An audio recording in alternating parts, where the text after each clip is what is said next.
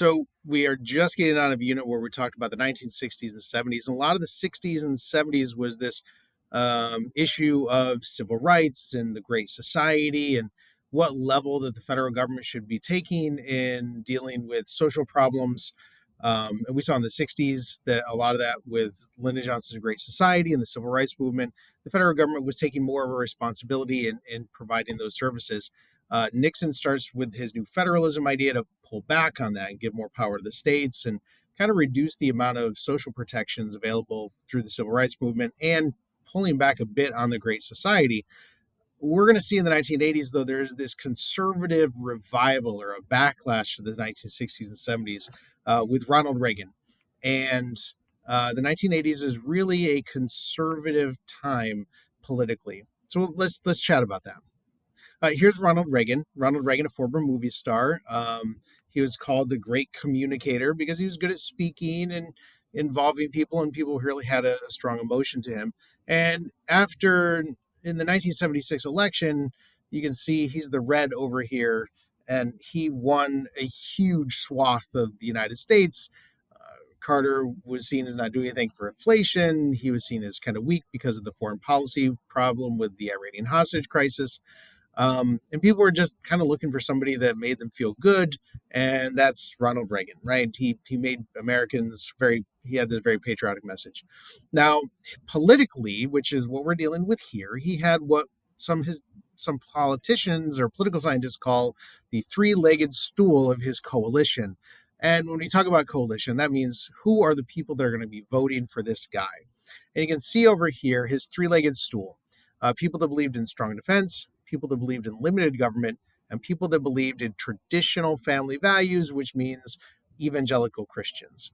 Now, we're going to talk about each of those three pieces of the stool. And just a reminder, when we talk about politics, we can talk about moderates, right? People that aren't like extreme on one side or the other, they're in the center. We talk about the left wing. The left wing is people that are typically now in the Democratic Party.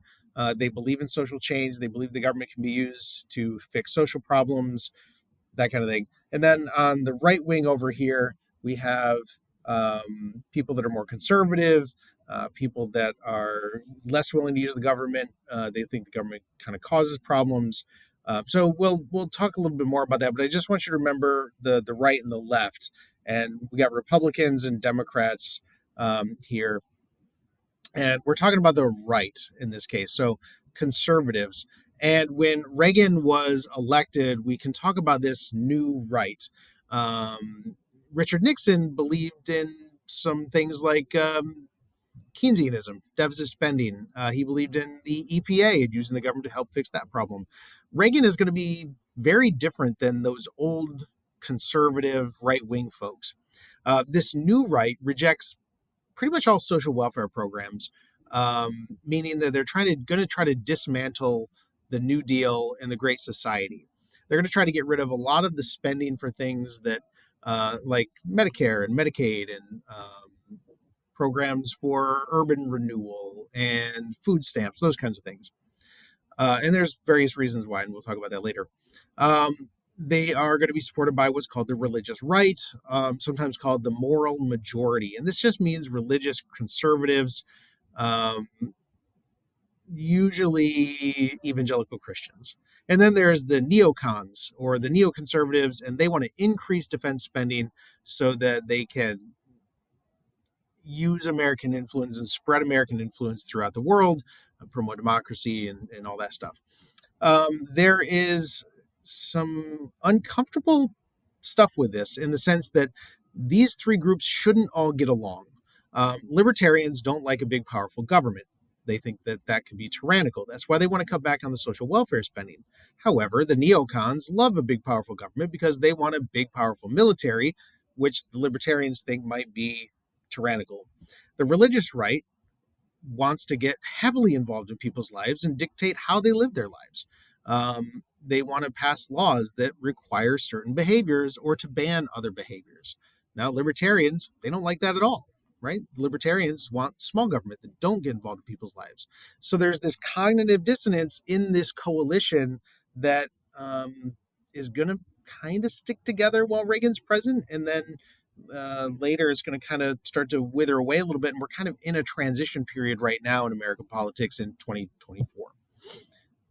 The other thing that Reagan does is reject this idea of progressive taxes. Now, we talked about progressive taxation, and that's where people that make more money pay a little bit more in taxes. So, what Reagan does is cut taxes on the wealthy, reducing social program spending. The idea is that if you cut taxes, you have to cut programs as well. But that means there's going to be more money in the economy, which will stimulate the economy and grow the economy. That's often called um, supply side economics. Now, in Reagan's first term, he does implement this supply side economics. Sometimes it's called trickle down economics, sometimes it's called Reaganomics. His opponent, George H.W. Bush, in the primaries to become the Republican nominee in 1980, called it voodoo economics. Now, the goal of supply side economics is that you cut taxes for the rich. The rich will then use that money to invest in their businesses.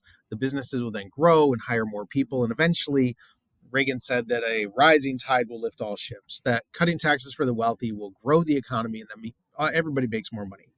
The criticism of trickle-down economics is this, that the rich get a lot of money, but then they just keep it, and it never actually trickles down to the middle and the poor classes. We've seen supply side economics in the past. I'll let you be the judge on what you think with that.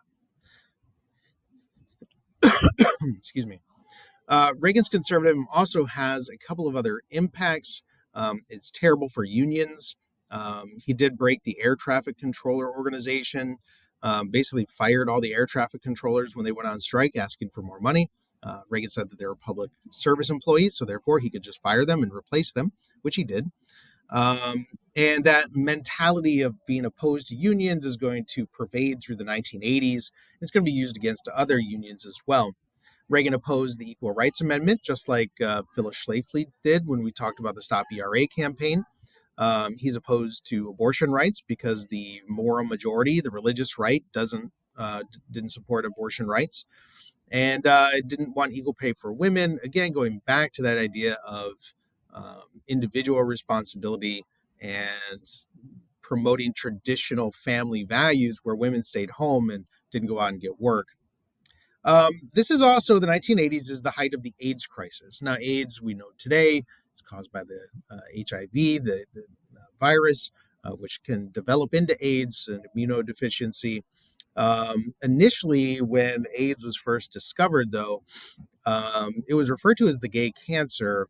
And Reagan didn't do much at all to try to even put funding into what was happening with this disease because it was seen as one, caused by sexual habits, which was not something that they wanted to discuss. Also, because it was dealing mostly in the gay male community.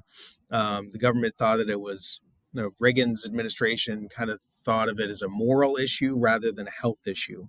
So the AIDS crisis really got out of hand because Reagan and the government didn't do anything to step in and try to really fix it.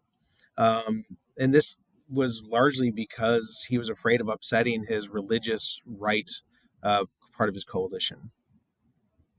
Now, the 1980s is going to become a time of kind of excess. Reagan is easily elected in 1984 because inflation does go down starting in around 83. The economy does start to get a little bit better. The economy is booming by the mid 1980s. Partially, that's because of supply side economics. It's kind of like the sugar rush. Inflation is under control. Wealth seems to be growing. And people are generally happy in 1984 with his administration. Remember that people are moving as well. They're moving, we talked about this already, from those northern Rust Belt areas. You can see that up here into the Sun Belt, which is this area of sunny weather down at the bottom. We had talked about that as because of transportation, but the bigger reason is that a lot of businesses left the North. Why'd they leave the North? Well, because the southern states started passing right-to-work laws. They're conservative states, and these right-to-work laws were actually anti-union laws. And because they're anti-union, unions aren't there to fight for their workers, which means the businesses can pay them less and don't have to have as safe as a facility as up in those northern areas. So businesses move to the south, pay their workers less, and don't have to deal with those pesky workers' rights. And then, because the businesses move to the south, people have to go where the jobs are. People move from the north into the south, just changing the demographics. All right. In foreign policy, Reagan is a Cold War warrior. Okay. Remember, during the Nixon administration, which is only about 10 years prior to this, Nixon had tried to implement détente, a thawing out of relationships and trying to generally create a more peaceful environment. Reagan has the exact opposite viewpoint.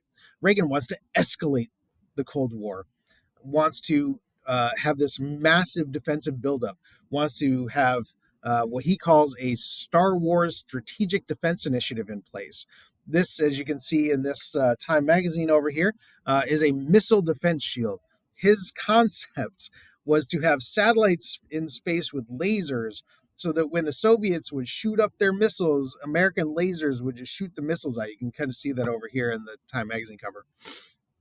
At the time, this technology didn't exist. It wasn't anywhere near existing. But Reagan uses this idea of the SDI, the Strategic Defense Initiative, to cause a massive arms race. Um, it takes away that fear of mutually assured destruction that the Soviets had. So they started building up their weapons system and had to invest in that. And what Reagan argued was that the Soviet Union's economy wouldn't be able to keep up with the American capitalist economy and the American capitalist economy to build weapons. So this is actually a rejection of détente, and Reagan calls, this is Mikhail Gorbachev over here, calls Gorbachev the head of the evil empire, and that the United States couldn't have peaceful relations with the evil empire. They needed to destroy the evil empire. Ironically, that actually leads to more peace, but we'll get there in a second. So Reagan is going to fight communism everywhere, and one of the places he wanted to fight communism was Nicaragua. And unfortunately for Reagan, Congress would not give Nicaragua money to fight against communism. So a plan was developed called the Iran-Contra affair. Well, it's going to eventually be called the Iran-Contra affair, in which the United States would illegally sell weapons to Iran to then give that money that was illegally obtained to the Contras against congressional wishes in Nicaragua to fight against the communists. Because all of this is illegal, it was a huge scandal. And Reagan claimed that he had no knowledge of it. And this guy right here, this is Lieutenant Colonel Oliver North. Ollie North said that he was the man responsible for all of this. It was his idea and he implemented it. Most political observers at the time thought that Oliver North was just falling on his sword for Reagan, that he was just taking blame so that Reagan wouldn't face the scandal and that Reagan knew about it. Reagan denied it. So he kind of got out of the Iran-Contra affair without having really any accountability. Oliver North now is actually a political commentator. Excuse me. The United States and the Soviet Union, ironically, because Reagan does escalate the war, ironically, that does lead to nuclear arms negotiations between the Soviet Union and the United States. This is Soviet Premier Mikhail Gorbachev. He was considered the young liberal of the Soviet Union. And while the United States is trying to provoke this arms race, Mikhail Gorbachev was trying to focus on some domestic issues. Yes, their economy was bad. Yes, Reagan's spending increase and the arms race did cause a lot of economic problems for them. But instead of cracking down like Stalin or even Khrushchev or Brezhnev might have done, Gorbachev takes a different tack. Because he's the young liberal here, he implements two new policies, perestroika and glasnost, which is restructuring of the U.S. economy, the USSR economy to make it more, have some more capitalist elements in there, and glasnost, which allows some criticisms of the Soviet system. And once these cracks in the Soviet Union sort of totalitarianism start to show, it just kind of all falls apart. And eventually, these are the policies that are going to lead to the end of the Soviet Union. Now, conservatives are going to give Reagan all of the credit for ending the Cold War and defeating the Soviet Union. And there's some element of truth to that. But this guy right here, liberals are going to say he had just as important a role as Reagan did in the fall of the Soviet Union. Soviet Union falls in 1989. Symbolically, the Berlin Wall falls in 89, thus ending that Cold War. You can see here's soldiers going through the Berlin Wall. Um, after the end of the Berlin Wall falls, uh, Germany is reunited a couple of years later. Then in 1992, the Soviet Union is dissolved after an attempted and failed coup attempt. Right around this time in the 1980s, we get the development of the new computer revolution into the 1990s. You can see up here, this is one of the first home computers. This is an Apple computer over here. You're all watching this on much more advanced technology than this. But you can see down here, starting in, that's actually 2005, I believe, at the chart in the bottom, going all the way to the modern era, the number of internet home users, home internet users, and all of that new internet information and global connections leads to a globalization of the economy. And we're going to talk more about the impacts of that in the next section. Overall, I would say the 1980s is characterized by carefree consumerism. This is a movie called Wall Street, where this guy, Gordon Gekko, argued that greed is good, not because of any other reason than it's good to be greedy, and that's what helps the economy. I think we've kind of moved past that a little bit, at least I hope so. But that's the basis of supply side economics. And that sugar rush does spur a growth in the economy in the 1980s, but it also leads to a crash, just like a sugar rush. And there is a recession in the early 90s, which hurts this guy. This is George H.W. Bush. He was elected president in 1988. He was Reagan's vice president. He takes over, overwhelmingly winning in 1988. He argued for compassionate conservatism, where the government is going to be used to help some people that need it the most. And it's under H.W. Bush that the Americans with Disabilities Act is passed in 1990. In 1991, though, there is a recession, and Bush had promised to not raise any taxes, and he broke that promise, and there were new taxes, and that's going to lead him to not get elected in 1992. Now, between Reagan and Bush, they both increased military defense spending. They also they reduced taxes without reducing spending all that much. Believe it or not, there's not a lot of discretionary spending in the American budget. So, because they had all of these things that they wanted, but they didn't, and they cut taxes, Reagan is elected right about here in 1980.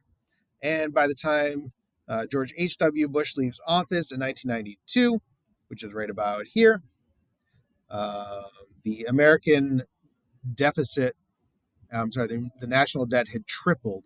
This is adjusted for inflation. So right about here, the American debt tripled between the 12 years Reagan took office and George H.W. Bush is voted out.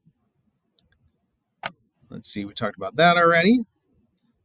So it's actually not under the Reagan administration that the Soviet Union dissolves into its all of its other pieces. It's actually under the H.W. Bush administration in 1991. After a failed communist coup, Gorbachev dissolves the Soviet Union. The Cold War is over. Yay! And then we immediately go into another thing. Iraq, which is over here in the Middle East, Iraq invaded a smaller country called Kuwait over oil. The leader of Iraq, the dictator, Saddam Hussein, wanted Iraqi oil, so he invaded and took it. And the United Nations formed a coalition of 100 some different countries who all participated in what was called Operation Desert Shield to protect Saudi Arabia from invasion of Iraq. After a few months, it was voted on, and and Operation Desert Shield turned into Operation Desert Storm, where the United States and the United Nations would swoop in through Kuwait, liberate Kuwait, and then go up and try to get to the capital of Iraq, which is right here in Baghdad. Right, you have Kuwait. They swept up through Kuwait into Baghdad, and they liberated Kuwait and kicked Saddam Hussein out. Left him in charge, though, because they didn't want a worse dictator to show up, and that was the Persian Gulf War.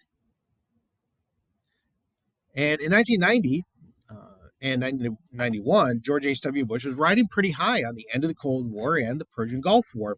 But then the economy cratered, and in 1992, Bill Clinton is going to run for office against George H.W. Bush and a third-party candidate, Ross Perot, who was a conservative. So Conservative George H.W. Bush and conservative Ross Perot split the vote, which meant that Bill Clinton won election in 1992 with only 43% of the vote.